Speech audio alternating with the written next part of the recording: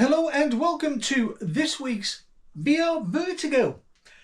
Is there anything happening in the VR space currently? It all seems a bit dry. Not because nothing's happening, but because there have been some spectacular missteps by companies in the flat screen gaming sphere. They're taking all of VR's thunder with their gross insanity and stupidity. Who am I talking about? I'll give you two guesses, but you're only going to need one. Yep, Sony. Sony has... What have I written down in my notes? Sony is currently shitting the bed. And that would be a pretty apt description of what they're doing. They've got some massive lawsuits being levelled at them currently in the UK, in the Netherlands, I think. Is it Finland or the Netherlands? And the US. These aren't small beer. They're major affairs and stand to paint Sony in the worst light possible. But this is part of their current decision making. They are committed to this path. What path are they committed to? Well, I'll tell you. They're committed to a path of a closed ecosystem, of making sure that they rule the roost as far as the Sony brand is concerned. That only they make decisions where Sony products are concerned. That there will be no outside interference. That they can not only charge what they want for their digital games library, but that the various territories they do business in won't be able to do a thing about it. They seem committed to trying to hash this out in court. I expect, however, there to be some kind of settlement by Sony. They wouldn't really want to go through the entire process of disclosure. It leaves them vulnerable to all kinds of accusations of rigging their markets and in turn damaging their global brand. There are many people out there saying Sony is finished, but they're not finished, not really. If any part of Sony dies, well, it's more likely to be Sony US and Sony Europe. Japan's Sony market will keep them afloat, will keep them buoyant, will keep them healthy. And Sony knows this.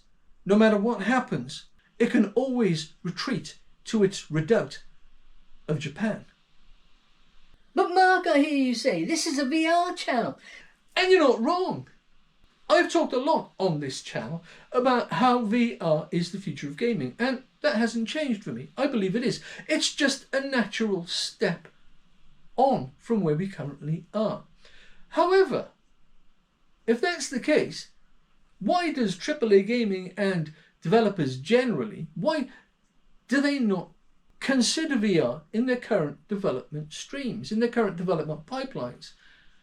VR is, after all, out there for everybody to see. There are some great games in VR. And so, what's the tripping up point?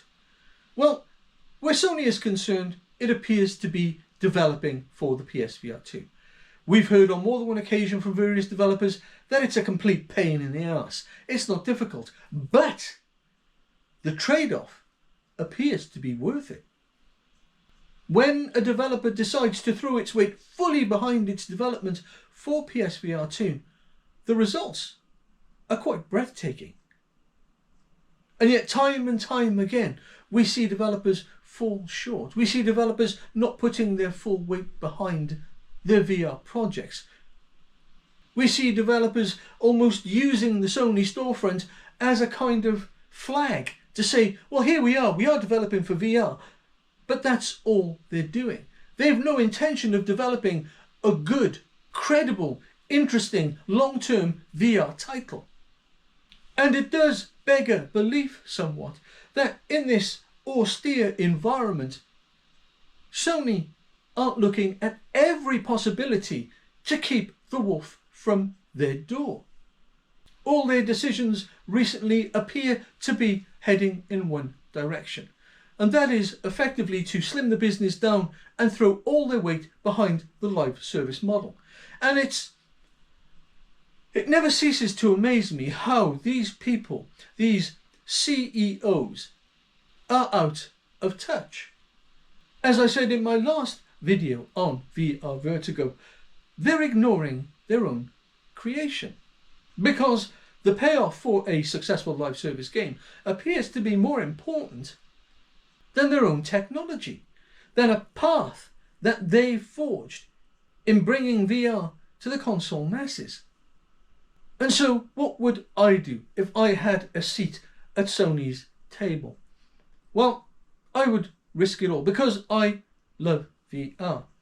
And I would stand up and I would say quite clearly, at the risk of receiving my P45, let's start conversations.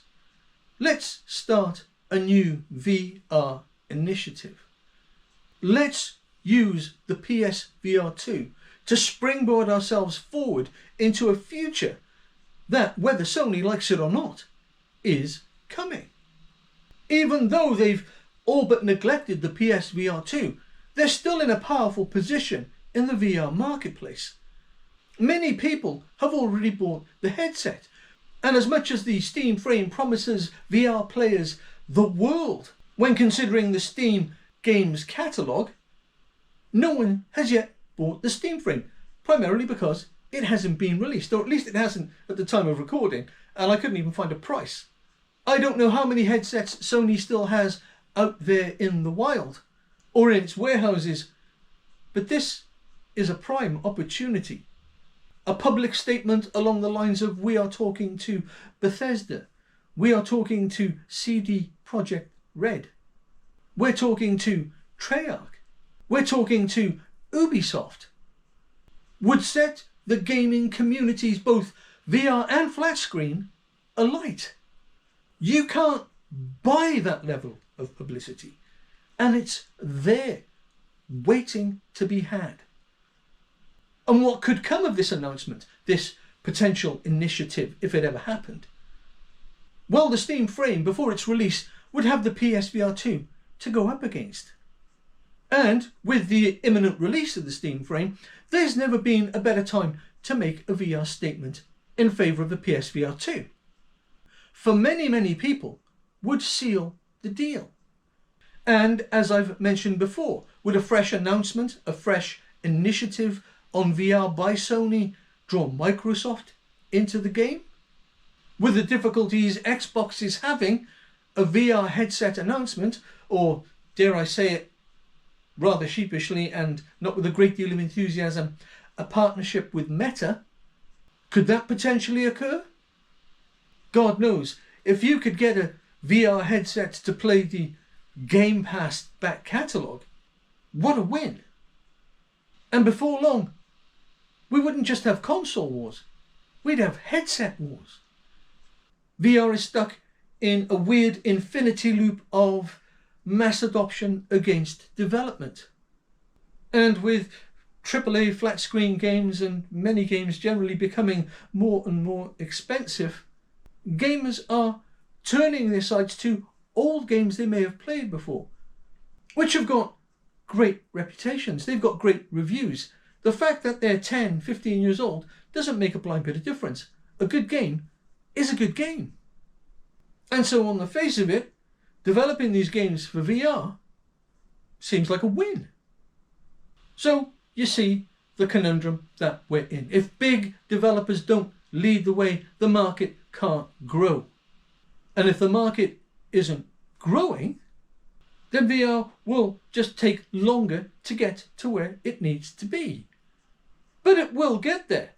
It shows no signs of stopping. As I've said a million times before, VR is the natural next step. Sony still stands as VR's best option for mass adoption. The Steam frame will do well, I think, but it's prohibitively expensive for many.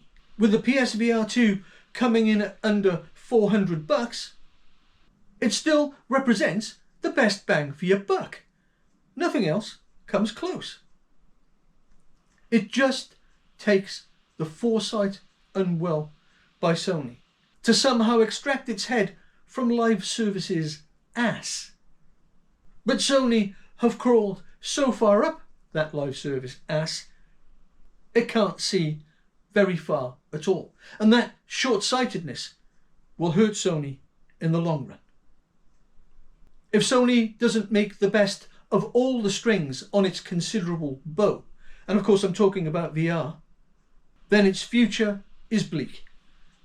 Because in the same way that many people are turning to old games, they're also returning to old kit. And whereas the PSVR2 isn't quite yet a vintage model, it still represents a very real step into quality VR gaming. We can only hope that Sony finally sees this. Do let me know what you think in the comments below. Do like, subscribe and share, it really would help the channel. And until next time, bye bye.